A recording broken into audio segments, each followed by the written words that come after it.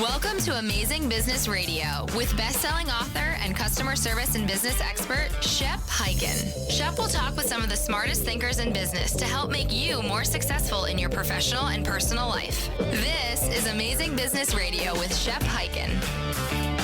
Hello, everybody. It's Shep Hyken here. We are back with another episode of Amazing Business Radio, and I am excited about this guest today. My friend, my colleague, one of the top customer service and experience guys in the field, my competitor, but I love him like a brother. He has just come out with a study on speed and the importance of speed in business. It's called the 2022 Consumer Patience Study. How fast is fast enough for today's demanding customers? That's a question. We're going to find out the answer in just a moment. Before we get into it, if you've got an amazing story or a question, please reach out to me on any of the social media channels. If it is a question, use the hashtag AskShep, and I'll respond to it either in the channel that you reach out to me on, in my blog, on this show, or maybe on my TV show, Be Amazing or Go Home, which can be found on Apple TV, Amazon Prime, Roku, and you can go to beamazing.tv. That is beamazing.tv, and you can catch episodes there. All right, let's jump into our amazing interview for today. Jay, welcome to the show. I am ready to be amazing and to talk about business with you, Shep Hyken. Thanks so much. At the speed of light, or at least what some customers might say, wow, they're fast, almost as fast as the speed of light. I'm very intrigued by, and by the way, you've been on the show before. I hope I gave you a great introduction and did you the service that you deserve, because you really are not just a colleague and a friend, but I consider you one of the foremost experts. You're my friendly competition. You're one of the foremost experts in service and experience. And you have decided to take a focus into the importance of the efficiency of speed in managing that experience. I think it's so important. I wrote The Convenience Revolution with the idea that speed, or actually lack of speed, is friction. It's inconvenience. And here you come out with the entire 2022 Consumer Patience Study. How fast is fast enough for today's demanding customers? So I guess you call it time to win. So let's talk about how you're going to win. Why do you do a study like this on speed and responsiveness? Yeah, as you mentioned, you and I both have been really interested in speed and its impact on customer experience and customer relatability for years and years. Every book I've written had at least a section on speed. But my observation, Shep, coming out of the pandemic was this. We all were sort of faced in a very real way with a reimagining of the fact that time is the only inelastic resource. Quite literally, Shep, time is the only thing that every single person on this planet shares equally. It doesn't matter if you're Elon Musk or somebody experiencing homelessness. It doesn't matter if you're a grandfather or a grandson or someone in America or Venezuela. We all have 1,440 minutes a day, period. And there's nothing you can do to get more. Nothing. And what the pandemic has done is really made us understand that time is precious. And many of the trends that we talk about in business and in life today, whether it's quiet quitting or the great resignation or leisure travel or work from home or more time with your kids, or maybe I'm not going to go to college, all of those trends actually tie back to the one trend, which is that we care more about time than we did before the pandemic. So what that means in a practical matter for business is that today, if you are slower than your customers expect and anticipate, what it feels like to those customers is that you are stealing time from them. And if you are faster than your customers expect and anticipate, it feels to those customers like they are given a gift of time. So while speed has always been important in the pantheon of customer experience, what I would suggest, and what this research suggests as well, is that today speed is the most important element of customer experience. And of course, Shep, you and all of the folks tuning in have heard the old chestnut, good, fast, cheap, pick any two. Not anymore. I will tell you now, fast is non-negotiable, right? You need to be fast. And then you can decide in your business if you're going to be fast and good or fast and cheap but you darn well better be fast. Yeah. And I'm going to say cheap isn't as important as just be competitive. Yeah. And, not the cheapest. Just affordable. Yeah. Right. But reasonable. I mean, here's the deal. If you're faster and you meet that expectation and you provide a great experience, you don't have to worry about being cheap. Price becomes less relevant. 100%. One of the great stats in this report, The Time to Win, which is at thetimetowin.com, is that 2/3 of customers say that speed is as important as price. 2/3. Mm-hmm. Right? They are willing to pay more if it's faster. And that's great. That's really interesting because a lot of businesses don't think that there is a correlation between responsiveness and revenue, and there absolutely is. And this research bears that out. We asked that question in a bunch of different ways, in a bunch of different contexts. There's a huge correlation between responsiveness and revenue. And one of the things that I loved in this research, you're going to really enjoy this, Shep, is we talked about, hey, how much would you pay if you never had to wait? And it's staggering. Like a massive percentage of customers would pay meaningfully more, like 10, 20, 30, even 50% more if they never had to wait. Now, we've already experienced that in some parts of the economy. The one that I think people understand most clearly when you talk about it is the Disney Fast Pass. Mm-hmm. Or I think now they call it the Lightning Lane. They changed the name for reasons I don't understand. Anyway, same idea, right? The idea is you pay a little bit more and you can cut the line. Pay a little bit more, don't have to wait. Yeah. What the research suggests is that like literally every business should do that. Every business should have a fast pass. If you're a plumber, it's going to take me 3 days. Or if you pay more, I'll show up in a minute. You're a dentist, it's going to take you a month to get an appointment. Or you pay me more, you can come tomorrow. You're an attorney, you're a glass blower. Like it doesn't matter what business you're in. What the research suggests is this idea of a cost increased, speed increased offering is really, really an opportunity. Yep. But TSA pre, as I sure almost interrupt you with before, same concept. Pay a little bit more, go to the meeting, and guess what? For the next 5 years, you get to go into a faster lane.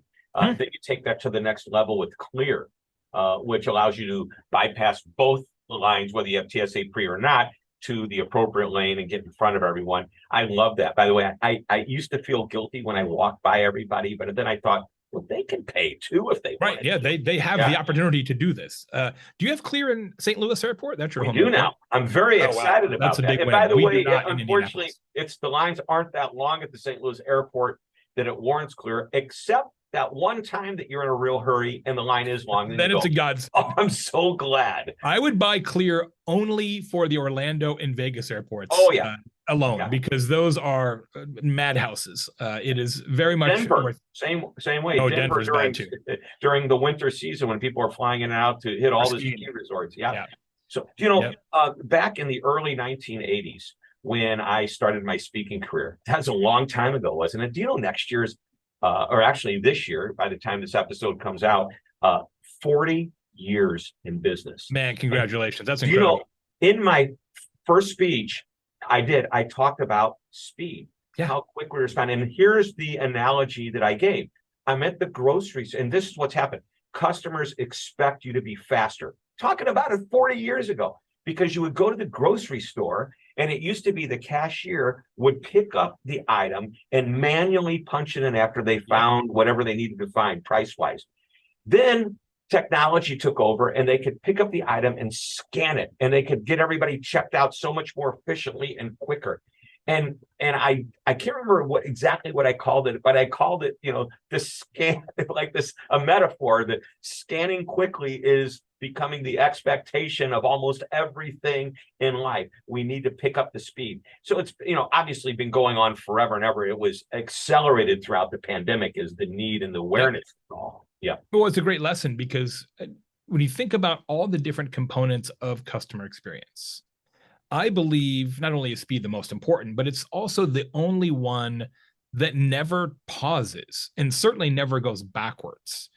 Customers' expectations for speed and responsiveness escalates every year without fail, right? It's both amazing and disheartening that you've been talking about this for 40 years and yet we still need to talk about it, right? It's like some things will never change, no doubt about that. And I love that I can argue, is this truly the most important thing? And obviously your research is saying yes, and I've got some things to say, yeah, it's really, really important. I think basic convenience and no friction may be the most important element to separate you, because you've got to give the good experience. Sure. By the way, I'm going to ask, and you may have already kind of mentioned this, is speed, if I can give it to you quicker, I don't know how you phrased it in a question, if it's in this research, is that more important than a good customer experience? We didn't ask it side by side like that, because in this particular research report, having to because we didn't ask a lot of customer experience, quote unquote, questions, having to define what a good customer experience means got a little cumbersome in the question set. So we didn't ask it that way. So the real answer is I don't know. Okay. Well, based on this information and data that you collected, do you think you have a pretty good idea of an answer? Well, I think it's hard to separate the two, right? Like it's hard to say, yeah, I had to wait forever, but it was still a good customer experience. Well, okay, there's got to be some other criteria that are really incredible. I had to wait forever, and when I finally got through to the person, they were rude or apathetic. I still got my answer, but the fact that they're faster, it's okay. Yeah. Yeah, I mean there's definitely some evidence to suggest that, right? That fast and modestly satisfactory sort of customer empathy is better than slow and great customer empathy, because we value time so much, especially now. It really is different than it used to be. Like, even though it's funny psychologically, like all the studies, not this one, but other studies, anthropology studies, show that we literally have more free time now than ever. Right? Like, we actually have more free time. We're not working the field 14 hours a day. It's not like that anymore, at least in Western society. Yet we believe we have less time. And that dichotomy drives a lot of this. One of the other things that was so fascinating in this research, Shep, is we actually asked about, what's your expectation for business response, et cetera, et cetera. And we found that the most patient generation is Gen Z, and the least patient generation are baby boomers, which is not necessarily what I would have expected before we did the research. Yeah, I saw that finding in there, and I thought, well, that's really interesting. Somebody said the other day, maybe it's because baby boomers have less time left, so they care more. And I'm like, well, that seems a little maudlin and sad, but maybe that is the answer. I'm not sure. When we were young, we had all the time in the world, not as much money. And hopefully, as most people get older, they have a little more money, but now they don't have as much time. Yeah. Yeah. And I think partially it's, you think about Gen Z, many of whom don't have maybe as much pressures from family or occupations, et cetera. So perhaps they don't feel as bad when their time is quote unquote wasted. And so maybe that allows them to have a little bit more patience and understanding of businesses that take a longer time. But one thing I want to point out here, Shep, that's really important, that's not in the research so much, but it's a big part of what I'm talking about this year, is this idea that, yes, of course, you should be fast. It's non-negotiable. But to say that you should just be as fast as you can is overly reductive and not actually true. There is a point at which you can be too fast. So you ever go to like a Mexican food restaurant and you order enchiladas, and 90 seconds later, they bring you enchiladas. You're like, wait a second. I didn't have a chance to this is mysterious. Is there an enchilada machine? Did somebody else order this and sent it back? And so they just waited for somebody else to order it and they just turned it around. Like this, I'm sketched out by this. Or like, you don't want to hire a tattoo artist based on how fast that tattoo, or an eye surgeon, or there are definitely scenarios where speed actually decays trust. So it's actually a continuum of confidence.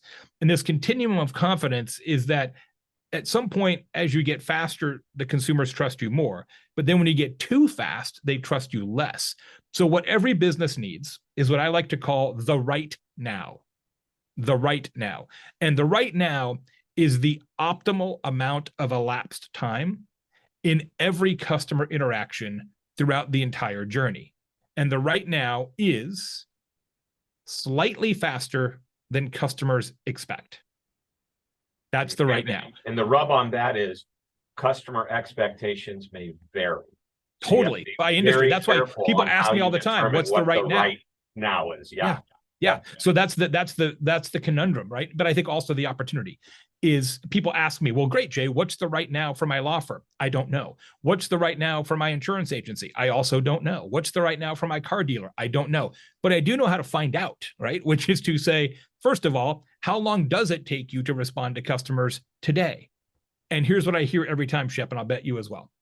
Business owners always say, well, usually, right? I didn't ask you that. I said, how long does it take? What is the average? What is the median? What is the mean? They don't know. They almost never. They also never track what actually happens. That's right. Yeah. It's anecdotes. Usually it's this, but one time it took a long time. And one time we did it fast. That's not data. That's a story. So you actually have to measure this. How long does it take you to respond to customers at each step of the journey? How long does it take you to schedule a delivery? How long does it take you to deliver a sweater? How long does it take you to answer the phone? How long does it take you to answer emails? You've got to document this and then make adjustments to each of those parts of the journey, optimize one at a time for speed, and see what the implications are for customer satisfaction and repeat purchase, I should say. So once you understand that there is a right now, you can start to tune your business to provide the right now. And trust me when I tell you the economic consequences of doing so are colossal. I love this. So let's do this. I want to take a short break. We've been going a long time. Should have taken a break 5 minutes ago, but I'm not going to stop you, man. You're on a roll. When I come back, you just gave us a huge insight and actually something we're supposed to do, which is to find a right now. And the last part of our interview, right after the break, I want to talk about 3 or 4 other ideas that we should be doing right now to increase the speed and find our right now. Everybody, don't go away. We are talking to the amazing Jay Baer. We'll be right back. Hi, Shep Hyken, your customer service and experience expert, and I'm excited to tell you about my new book, I'll Be Back, How to Get Customers to Come Back Again and Again. Now, this book is packed with idea after idea on how to, just as the title implies, get your customers to come back. In the book, you'll learn that repeat customers aren't always loyal customers. Now, both are great, but there's a big difference. You'll also learn about 10 reasons a customer may stop doing business with you and 3 reasons you would stop doing business with them. And one of my favorite lessons is a 6-step process for creating an I'll Be Back strategy. Of course, there's much, much more. You'll start getting more of your customers to say, I'll be back almost immediately. Just go to www.illbebackbook.com. Again, that's www.illbebackbook.com. You're listening to Amazing Business Radio with best-selling author and customer service and business expert, Shep Hyken. We're back with Jay Baer. We're talking about time, the importance of time, saving our customers, clients, guests, etc. time. By the way, if you go to timetowin.com, you can download this amazing report free of charge. Jay, I want to start with a little story. We have a mutual friend, John DeJulius. John puts on a great program every year. It's a conference called the Customer Service Revolution. And he tells a story. And by the way, John DeJulius, one of our colleagues, also has a business, a real legitimate spa business, hair cutting, massages, the whole deal, right? So a bride was having her bridesmaids, they wanted to do something special for them and started looking for something they could do and decided, let's take them to a spa. She called after hours, after business hours, and the very next morning, 5 minutes after opening, somebody from the spa calls this, bride to be back and said, hey, let's talk about what you're doing for your bridesmaids. And she said, too late, I've already found somebody. She called at like 9 or 10 o'clock at night, not at 3 o'clock in the afternoon, and you called her back the next day. And then the very next morning, wow, lost because of a lack of speed. I know that's an extreme example, but let's riff on that for a moment. It happens all the time. And at some level you think, well, geez, how could you possibly be faster? But on the other hand, somebody clearly was, right? Yeah, somebody clearly reached out to her at 9 o'clock at night and said, yes, we can do it. Here's my money, here's my appointment, and handled it. So it is definitely possible. I'm not suggesting it's easy. I am suggesting it merits consideration about how you can be faster. especially in these kind of competitive scenarios. In the research, and I should mention, folks, the URL for the report is theTimeToWin.com. Oh, the time to win. I apologize. No worries. TheTimeToWin.com. So anyway, we asked the same question. 53% of American consumers have hired a business who responded to them first, even if they were not the least expensive, right? So this happens all the time after time after time after time. Whoever responds first gets the business, even if they're not the cheapest. Why? Well, it's because we now in our society believe, and I'm not saying it's correct, but this is what we believe, that speed equals caring. That if it takes somebody a while, whatever that means to you, a while to get back to you before they have your money, how long is it going to take them to get back to you once they already have your money? So we equate speed with caring. And I think the situation with John and the wedding party is a perfect allegory for that, right? Like, well, somebody was able to get back to us at 9 o'clock at night, so they must be a better choice. Whether they are or not is immaterial. Psychologically, you feel like they're a better choice.